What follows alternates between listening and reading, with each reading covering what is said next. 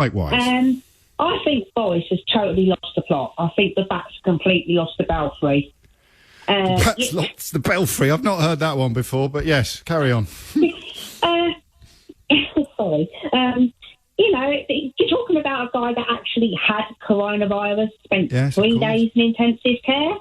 You'd have thought that would have kind of thought, well, okay, I've had this illness. I'm going to be a little bit more wary about what I tell my constituents than the English public. A lot of people said when he emerged from hospital that it might have changed him, or that it might have lent him a new depth, levels of gravitas. So, I mean, I like you would need a lot of convincing that had actually happened. But what do you think? What do you think he means when he tells leaders of seaside councils to show some guts? I've got absolutely no idea, James. I've given up with him. Well, that's not good enough, Louise. So I've been self-isolating ever since lockdown started, and I'm also asthmatic. Crikey. So any kind of means of me going to a beach anytime soon is just like a plain luxury. I'd love to be able to. But the problem is when you go out about your business and you try and observe the guidelines, you don't know whether that person over there is just run in front of you on the pavement, or that person over there breathing down your neck in the supermarket queue. They might have been at the beach yesterday. That's the problem, isn't it? I think it is. Anyway. Exactly. Did you like him before? You don't have to answer that, but I did. I voted for him to be Mayor of London in 2008. I fell for the kind of, the bumbling, buffoonish act, and to my embarrassment, I fell for it completely, briefly. But did you like the cut of his jib prior to this crisis? I actually thought he made a better Blinken, what was it you just said he was? Mayor? Mayor of London, he does the Prime Minister. Yeah, well, you might be onto something. Yeah, totally. But he's lost it now. My faith in politics is just completely gone. I mean, we're told one thing, so we adhere to that. Then something else crops up, so we adhere to that. I'm in a 2 and 8 over everything. I've got absolutely no idea whether I'm coming or going.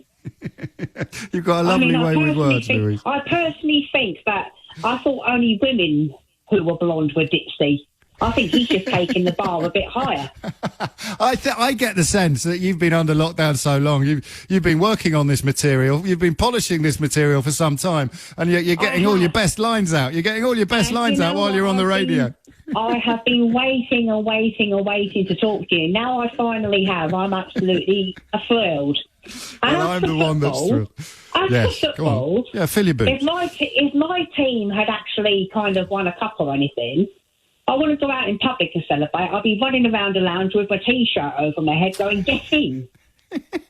Who is your team, Louise? Pompey. Well, I think you're safe for a while. And also, I support Saints as well, because my very, very dear friend and neighbour, who sadly died from esophageal cancer last year, used to play in his teams professionally for Saints. Well, there you go. That's a nice reason to have a loyalty to a club. I'm glad you've still got your sense of humour. You've got a lovely way with words. I need to translate, because we're a national station these days. I need to translate 2 and 8 for people not familiar with the beauties of rhyming slang. It means state, you see. So Louise is in a state. That's the rough translation. But I look forward to talking to you again soon. And I know that you're going to stay safe, but I'm going to tell you to anyway. So stay safe, Louise.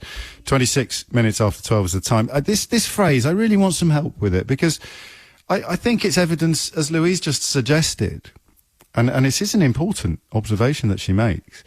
This show some guts phrase does suggest that he hasn't learned anything or changed at all, despite his own brush with death towards the beginning of this outbreak. You remember he was on holiday for half of February, came back, boasted about shaking hands with COVID-19 parents. Maybe that's what show some guts means. We should all go and shake hands with people who are infected. I mean, I'm being glib, but until you tell me what it does mean, I haven't got a clue.